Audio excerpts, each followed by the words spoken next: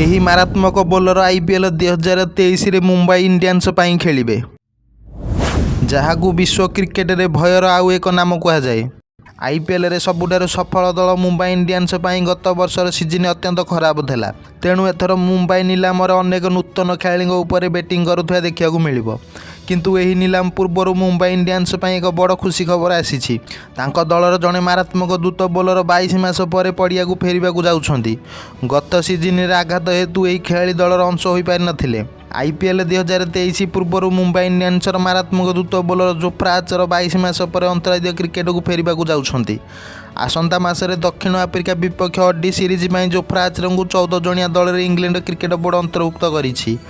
Jofra Archer ଆଘାତ କାରଣରୁ March 2021 ପରଠାରୁ ଇଂଲଣ୍ଡ ପାଇଁ ଖେଳିପାରିନଥିଲେ ଏବଂ IPL 2022ର ଅଂଶ ମଧ୍ୟ ହୋଇନଥିଲେ। ଗତ ବର୍ଷ ଅନୁଷ୍ଠିତ ମେଗା ନିଲାମରେ 27 ବର୍ଷୀୟ ଦ୍ରୁତ ବୋଲର ଜୋଫ୍ରା ଆର୍ଚରଙ୍କୁ ମୁମ୍ବାଇ ଇଣ୍ଡିଆନ୍ସ 8 କୋଟି ଟଙ୍କାରେ କିଣିଥିଲା। ମୁମ୍ବାଇ ଜୋଫ୍ରା ଆର୍ଚରଙ୍କୁ IPL 2023 ପାଇଁ ମଧ୍ୟ ଛାଡ଼ିନଥିଲା। ତେଣୁ ତାଙ୍କୁ ଆସନ୍ତା ସିଜିନ୍ରେ ମୁମ୍ବାଇ ଇଣ୍ଡିଆନ୍ସ ପାଇଁ ଖେଳୁଥିବା ଦେଖିବାକୁ ମିଳିବ। ଯଶପ୍ରୀତ ବୁମରା ମୁମ୍ବାଇରେ ଉପସ୍ଥିତ ଅଛନ୍ତି ଏବଂ ବର୍ତ୍ତମାନ ତୀରନ୍ଦାଜଙ୍କ ପରି ଜଣେ ଖେଳାଳି ତାଙ୍କ ବୋଲିଂ ପାର୍ଟନର ହେବେ।